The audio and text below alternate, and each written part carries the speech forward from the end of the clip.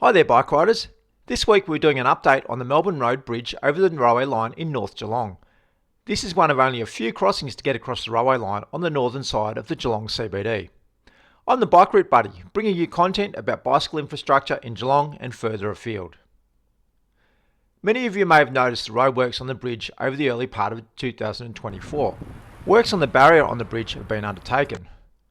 We looked at this bridge in our video about crossing Melbourne Road and the railway line in early 2024, and this crossing is horrendous. There is a narrow path on either side of the road, but if you're riding on the path, traffic is still zooming past you at 70 km per hour and closer than the 1.5 metres minimum passing distance, even when you're on the path.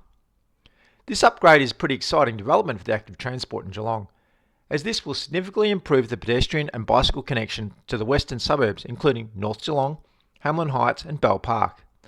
North Geelong Secondary College is situated not far from this crossing on the western side. Just on the eastern side of the bridge is the Bay Trail that kind of connects Geelong CBD to Lara, but that's a video for another day. Not far to the west is the Tom McKean linear trail that runs along the old Geelong Cement railway line and takes you out to the old cement factory out to Herne Hill. The red line on this map shows the Tom McKean linear trail, the aqua is the Bay Trail, and the green is the route over the railway line on the Melbourne Road Bridge. There is still a missing section between the Tom McKean linear trail and what I have shown here in green.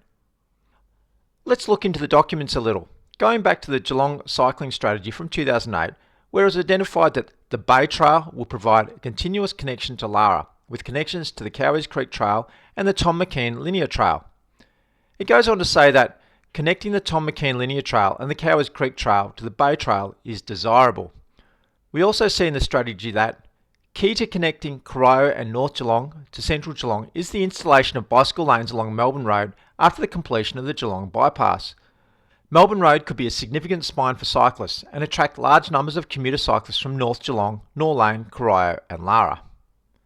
And we also see post-Geelong bypass implementation, install separated cycle paths along Melbourne Road, Princes Highway to Mercer Street, as discussed in section 5.2.3. Well, the Geelong bypass was completed in about 2010. Another action point in the cycling strategy is to install bicycle lanes on Separation Street and improve design for cyclists at the intersection with Melbourne Road. Separation Street is the one here shown in purple. So it looks like 16 years after the strategy was written, this connection is finally going to be improved and be made suitable for bike riders. With all the references in the Geelong cycling strategy, this area was obviously a high priority for some kind of improvement, but it looks like it has just taken some time to get there.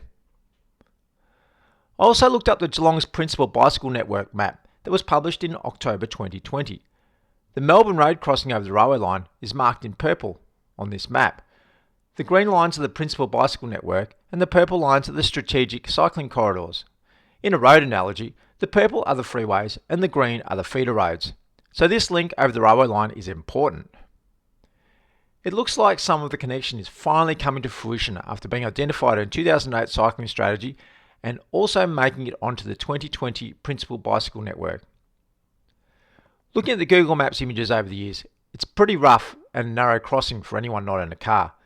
It looks like these barriers were installed between the traffic lane and the path between 2010 and 2014, leaving a very narrow path. But the barriers didn't go all the way across the bridge, but I guess they protected people walking and riding for that section at least. It stayed like that until 2024 when the construction started.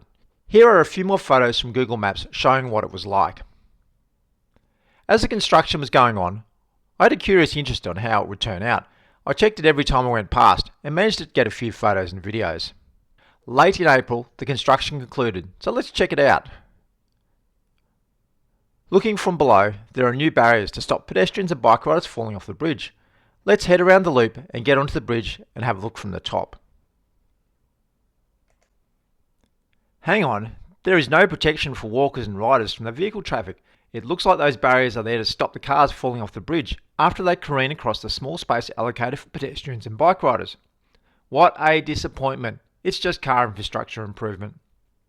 It seems that this wasn't any kind of connection improvement from the Tom McKean linear trail to the Bay Trail at all. There is still just a narrow path not protected from 70 km per hour traffic, and it is still completely unsafe for anyone, especially with children, whether walking or riding. Looks like it might be even worse than it was before, as the barrier, as bad as it was, between the car traffic and the path has been removed. Is this the best that could be done? Here is the Mirrabul Street Bridge in South Geelong and Belmont that was upgraded in around 2015. This gives a pretty good idea of what good looks like. It looks like the work here is finished and no barrier is to be installed between the road and the path. These enormous steel beams seem to be overkill for keeping bike riders and pedestrians from falling off the bridge. Shouldn't these beams be between the road and the path to keep cars and trucks on the road and not on the path? This so-called path on the bridge has had 2 upgrades since 2012, and neither has incorporated anything from the cycling strategy or delivered anything on the principal bicycle network.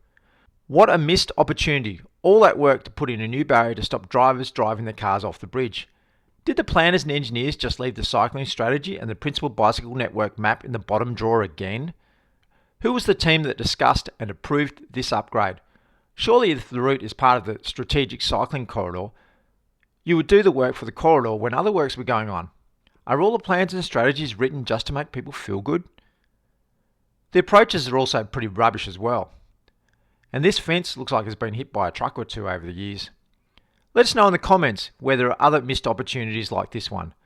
Thanks for watching and listening to the depressing news about this upgrade. Don't forget to subscribe. I'm the Bike Route Buddy, and I'll see you riding on the principal bicycle network one day that is not the too distant future.